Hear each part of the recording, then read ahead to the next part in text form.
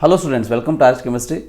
So ನಿನ್ನೆ ತಾನು ನಾನೊಂದು ವಿಡಿಯೋ ಮಾಡಿ ಹೇಳಿದ್ದೆ, ಅಫಿಷಿಯಲಿ ರಿಲೀಸ್ ಆಗದೇ ಇದ್ದರೂ ಕೂಡ ನನಗೆ ಬಂದಂಥ ಅನ್ಅಫಿಷಿಯಲ್ ನ್ಯೂಸ್ ಪ್ರಕಾರ 29ಕ್ಕೆ ಹೊಸ ಪಟ್ಟಿಯನ್ನು ಪ್ರಕಟ ಮಾಡ್ತಾರೆ.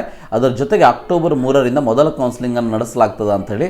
ಸೊ ಇವತ್ತು ಅಶ್ವತ್ಥನಾರಾಯಣ ಅವರು ಕೂಡ ಹೇಳಿದ್ದು ಇದನ್ನೇ. ಸೊ ಪೇಪರ್ನಲ್ಲಿ ಬಂದಿರುವಂಥ ಒಂದು ನ್ಯೂಸ್ನ ಪ್ರಕಾರ ರಾಜ್ಯ ಸರ್ಕಾರ ನೇಮಿಸಿದ್ದ ಸಮಿತಿ ವರದಿಯನ್ನು ಹೈಕೋರ್ಟ್ ಒಪ್ಪಿಕೊಂಡಿದ್ದು ಸ್ವಾಗತಾರ್ಹ. ಸೆಪ್ಟೆಂಬರ್ 29ರಂದು ಪರೀಕ್ಷಿತ ರ್ಯಾಂಕಿಂಗ್ ಪ್ರಕಟಿಸಲಾಗುವುದು. ಅಕ್ಟೋಬರ್ 3ರಿಂದ ಮೊದಲ ಸುತ್ತಿನ ಕೌನ್ಸಿಲಿಂಗ್ ನಡೆಯಲಿದೆ ಅಂತ ಹೇಳಿದ್ದಾರೆ. ಅಂದರೆ ತಮಗೆ ಗೊತ್ತಿರೋ ಹಾಗೆ ಒಟ್ಟು 18 ಮಾರ್ಕ್ಸ್ಗಳನ್ನು 300ರಲ್ಲಿ ಮೈನಸ್ ಮಾಡಿಬಿಟ್ಟು, ಸೊ ನಿಮ್ಮ ಒಂದು 300 ಅಂದರೆ 300ಕ್ಕೆ ನೀವು ಎಷ್ಟು ಮಾರ್ಕ್ಸನ್ನು ತೊಗೊಂಡಿರ್ತೀರಿ 300ಗೆ, ಸೊ ಅದರಲ್ಲಿ 18 ಮಾರ್ಕ್ಸನ್ನು ಮೈನಸ್ ಮಾಡಿಬಿಟ್ಟು 2021ರಲ್ಲಿ ಎಕ್ಸಾಮನ್ನು ಬರೆದಿರುವಂಥ ವಿದ್ಯಾರ್ಥಿಗಳಿಗೆ ಸೊ 50% ತೊಗೊಂಡು Kcet 50% ತೊಗೊಂಡು ರ್ಯಾಂಕನ್ನು ಅನೌನ್ಸ್ ಮಾಡುವಂಥದ್ದು. ಸೊ ಇದು ಅಕ್ಟೋಬರ್ 3ರಿಂದ ಕೌನ್ಸಿಲಿಂಗ್ ಸ್ಟಾರ್ಟ್ ಆಗುವಂಥದ್ದಕ್ಕೆ ಒಂದು ಒಳ್ಳೆಯ ಲಕ್ಷಣ ಅಂತ ಹೇಳ್ಬೋದು.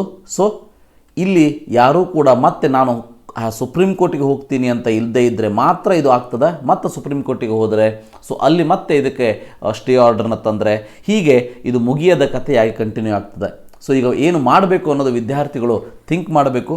So we have to accept what high court says. So ಇದು ಬಿಟ್ಟು ಇನ್ನು ನಿಮ್ಮ ವಿಚಾರ ಏನಿದೆ ಅನ್ನೋದನ್ನು ಸೊ ನೀವು ಡಿಸ್ಕಸ್ ಮಾಡಬಹುದು. ಸೊ ಇಷ್ಟು ಇವತ್ತಿನ video. Thank you for watching. Have a nice day. So ಇದರಲ್ಲಿ ಬಯಾಲಜಿ ಒಂದು ಪ್ರಾಬ್ಲಮ್ ಬಂದುಬಿಡ್ತದೆ. ಸೊ ಬಯಾಲಜಿ ಏನು ಮಾಡ್ತಾರೆ ಅಂತೇಳಿ ಕೇಳ್ಬೋದು.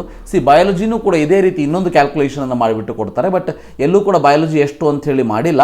ಬಟ್ ಈ ವರ್ಷದ ಪರ್ಸೆಂಟೈಲ್ ಎಷ್ಟಿದೆ, ಲಾಸ್ಟ್ ಇಯರ್ ಪರ್ಸೆಂಟೈಲ್ ಬಯಾಲಜಿ ಎಷ್ಟಿದೆ ಅಂತ ನೋಡಿಕೊಂಡು ಆ ಡಿಫರೆನ್ಸನ್ನು ಡೆಫಿನೆಟ್ಲಿ ಮೈನಸ್ ಮಾಡ್ತಾರೆ. ಒಂದು 4ರಿಂದ 5 ಮಾರ್ಕ್ಸ್ಗಳನ್ನು ಬಯಾಲಜಿಯಲ್ಲೂ ಕೂಡ ಮೈನಸ್ ಮಾಡಿಬಿಟ್ಟು, ಸೊ ಬಯಾಲಜಿ ನಮಗೆ ಬೇಕಾಗಿರೋದು ಓನ್ಲಿ ಅಗ್ರಿಕಲ್ಚರಲ್ ರ್ಯಾಂಕಿಂಗನ್ನು ಅನೌನ್ಸ್ ಮಾಡೋದಕ್ಕೆ ಮಾತ್ರ. ಯಾಕೆಂದರೆ ಅದ್ರಲ್ಲಿ PCMBಯನ್ನು ಕನ್ಸಿಡರ್ ಮಾಡ್ತಾರೆ. ಸೊ ಅದಕ್ಕೆ ಅಗ್ರಿಕಲ್ಚರ್ ರ್ಯಾಂಕಿಂಗ್ ಅನೌನ್ಸ್ ಮಾಡಬೇಕಾದ್ರೆ ಬಯಾಲಜಿಯನ್ನು ಕೂಡ 4ರಿಂದ 5 ಮಾರ್ಕ್ಸ್ಗಳನ್ನು ಮೈನಸ್ ಮಾಡಿಬಿಟ್ಟು ರ್ಯಾಂಕನ್ನು ಅನೌನ್ಸ್ ಮಾಡುವಂಥ ಚಾನ್ಸಸ್ಗಳು ಇದೆ. ಡೆಫಿನೆಟ್ಲಿ ಯಾರ್ಯಾರು ರಿಪೀಟರ್ಸ್ ವಿದ್ಯಾರ್ಥಿಗಳ ರ್ಯಾಂಕು ಮೊದಲು ಚೆನ್ನಾಗಿ ಬಂದಿರಲಿಲ್ಲ, ಅವ್ರದ್ದು ಚೆನ್ನಾಗಿ ಬರ್ತದೆ. ಸೊ ಯಾರ್ಯಾರು ಫ್ರೆಷರ್ಸ್ ಯಾರ್ಯಾರದು ಇದ್ದೀರಿ, ಸೊ ಅವರ ರ್ಯಾಂಕಿಂಗ್ನಲ್ಲಿ ಸ್ವಲ್ಪ ಹೆಚ್ಚು ಕಡಿಮೆ ಆಗೇ ಆಗ್ತದೆ. ಸೊ ನಮಗೇನು ಮಾಡೋದಕ್ಕೆ ಬರೋದಿಲ್ಲ. We have to accept what they have told. ನೋಡೋಣಂತೆ. ಎಲ್ಲರಿಗೂ ಒಳ್ಳೆಯದಾಗಲಿ. Have a nice day.